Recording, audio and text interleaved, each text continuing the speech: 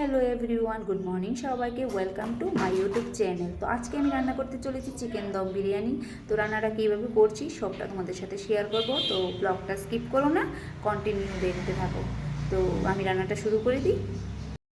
এখানে আমি নিয়ে নিয়েছি বাসমতি রাইস, আর এখানে বেরেস্তা করার জন্য কুচি কুচি করে কেটে নিয়েছি পেঁয়াজ। বেরেস্তা করবো এগুলি দিয়ে। তেলটা আমি গরম করে নিয়েছি, এর মধ্যে পেঁয়াজ বেরেস্তা করার জন্য পেঁয়াজ কেটে নিয়েছি, এগুলি ভাজবো। এবার দেখো পেঁয়াজ বেরেস্তা হয়ে গেছে, এবার আমি নামিয়ে নেব এগুলি। দম বিরিয়ানি বানানোর জন্য জলটা ফুটিয়ে নিচ্ছি ভালো করে, তারপরে চালটা ধুয়ে এর মধ্যে দিয়ে দেব। আলু আর ডিম নিয়েছি, আলুগুলিকে ছুলে নেব, তারপর ডিমগুলিকে ধুয়ে আলুগুলিকে ধুয়ে আমি একটু হালকা সিদ্ধ করে নেব। গরম হয়ে এসছে, এর মধ্যে দিয়ে দিয়েছি সাদা তেল, তারপর দিয়ে দেবে দেখো এলাচ, লবঙ্গ, দিয়েছি সামান্য লবণ। দেখো জলটা আরেকটু ফুটুক, তারপরে চালগুলি দিয়ে দেব। এটা ফুটে গেছে, তো এখন এর মধ্যে আমি চালটা দিয়ে দেব। তো দেখো আমি চালটা দিয়ে দিচ্ছি জলের মধ্যে। মাছটাকে 90% সিদ্ধ করে নিয়েছি, এখন আমি মাঠটা জড়িয়ে নেব। আমি নিয়ে নিয়েছি পেঁয়াজ, আদা, রসুন আর কাঁচামরিচ, এটা পেস্ট করে আনবো মাংস রান্নার জন্য। আমি এখানে চিকেনটা ধুয়ে পরিষ্কার করে নিয়েছি, এটা আমি এখন ম্যারিনেট করে চিকেনটা কষিয়ে রান্না করব, তারপর দমে দিয়ে দেব। ডিম আর আলু সিদ্ধ বসিয়ে দিয়েছি। সব মশলার মধ্যে নিয়েছি জিরে গুঁড়ো, ধনে গুঁড়ো, লাল লঙ্কার গুঁড়ো, তারপর আদা রসুন পেস্ট, কাঁচামরিচ পেস্ট, পেঁয়াজ পেস্ট সব নিয়ে নিয়েছি। এখন মাংসটা রান্না করে নেব। তো দেখো এখানে ডিমগুলি সিদ্ধ হয়ে গেছে, আর আলুগুলি আরেকটু সিদ্ধ হবে, নামিয়ে নেব ডিমগুলি। দেব সামান্য লবণ আর হলুদ গুঁড়ো দিয়ে আলুগুলি একটু ভেজে নেব। দম বিরিয়ানিতে না আলুগুলি নেই, আমি আলুগুলিকে একটু লাল লাল করে ভেজে নিচ্ছি, কেননা দম বিরিয়ানির মধ্যে আলুটা না দিলে ভালোই লাগে না। আলুগুলি হয়ে গেছে, এবার আমি একটা জায়গায় নামিয়ে নেব। পেঁয়াজ বেরেস্তা আলু এক জায়গায় নামিয়ে নিয়েছি, এবার ডিমগুলিকেও আমি ছুলে নেব, তারপর মাংসটা রান্না করব। দেখো ডিম, আলু আর বেরেস্তা এক জায়গায় নিয়ে নিয়েছি। তো এখন আমি দেখো কড়াইতে দিয়ে দিয়েছি তেল। তো এখানে তেলটা গরম হলে এবার পেঁয়াজ কুচিগুলি দিয়ে চিকেনটা রান্না করব। এবার পেঁয়াজ কুচিগুলি দিয়ে দেবো।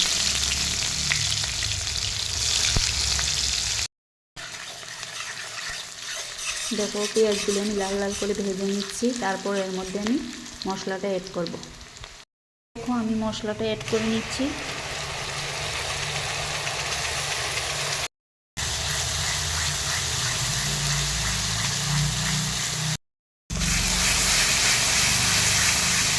তো দেখো ভালোভাবে মশলাটাকে কষিয়ে নিচ্ছি।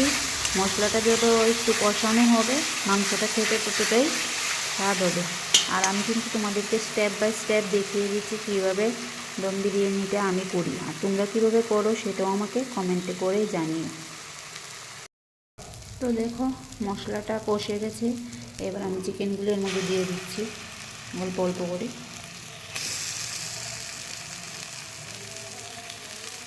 তো এবার চিকেনের জন্য মশলাটা ভালোভাবে মাখিয়ে নিচ্ছি।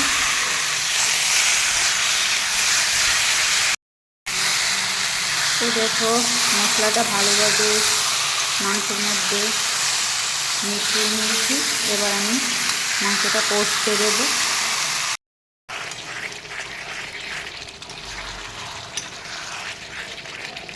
এগুলি দেখছো না, এগুলি আমি বিরিয়ানির মধ্যে উপরে দিয়ে দেবো, ভালো একটা স্মেল আসবে। এই দেখো একটা ঘি নিয়ে নিয়েছি, ঘিটা গ্যাসের সামনে রেখে দিয়েছিলাম, একটু দেখো গলে গেছে। এখন আমি চিকেনটা হয়ে গেলেই দমটা বসিয়ে দেব।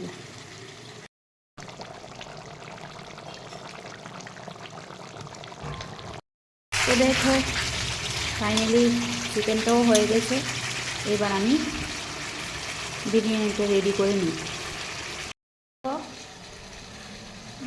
হাঁড়িটার মধ্যে আমি ঘি মাখিয়ে নিয়েছি, এবার রাইসগুলি দিয়ে দেব। বিরিয়ানির রাইসগুলি একটা বলের মধ্যে নিয়ে নিয়েছি। এবার লেয়ারটা রেডি করি।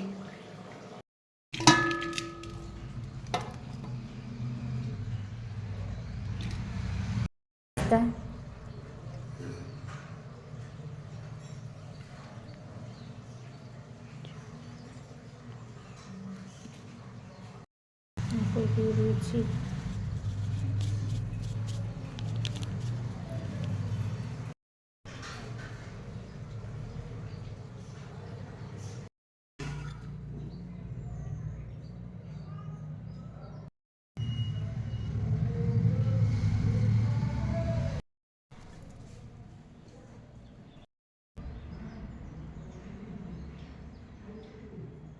দেখো আমি দ্বিতীয় লেয়ারটাও দিয়ে নিয়েছি।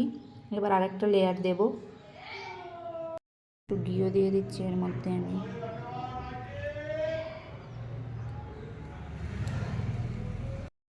এটা হয়েছে তৃতীয় লেয়ার, আর একটা লেয়ার হবে, আর হবে না।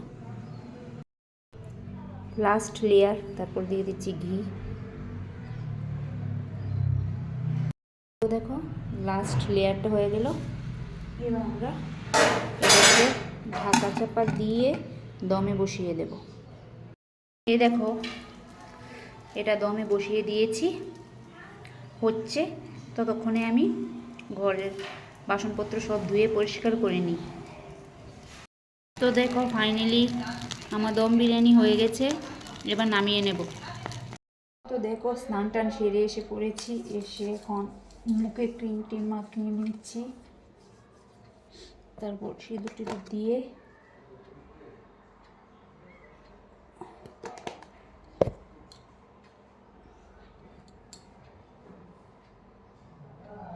সিঁদুর টিঁদুর দেওয়া শেষ। এখন যাব আমি খেতে। তো স্কিপ করো না, ব্লগটা কন্টিনিউ দেখো। এসে গেছি, ভাত মানে দম বিরিয়ানি রান্না করেছি আজকে। তো দম বিরিয়ানিটা নিয়ে এখন আমি খেতে বসেছি, তোমাদের সাথে শেয়ার করছি। দাঁড়াও দেখো ফাইনালি বিরিয়ানির কালারটা কেমন হলো। তোমরা এইভাবে বাড়িতে করে খেয়ে দেখো, খুবই ভালো লাগবে। তো এবার আমি খেতে বসে পড়ি। তো বিরিয়ানিটা তো দেখেছো, এবার আমি খাই, তোমরা সেটাও দেখো। আমি খেয়ে রিয়াকশন দিচ্ছি কেমন হয়েছে।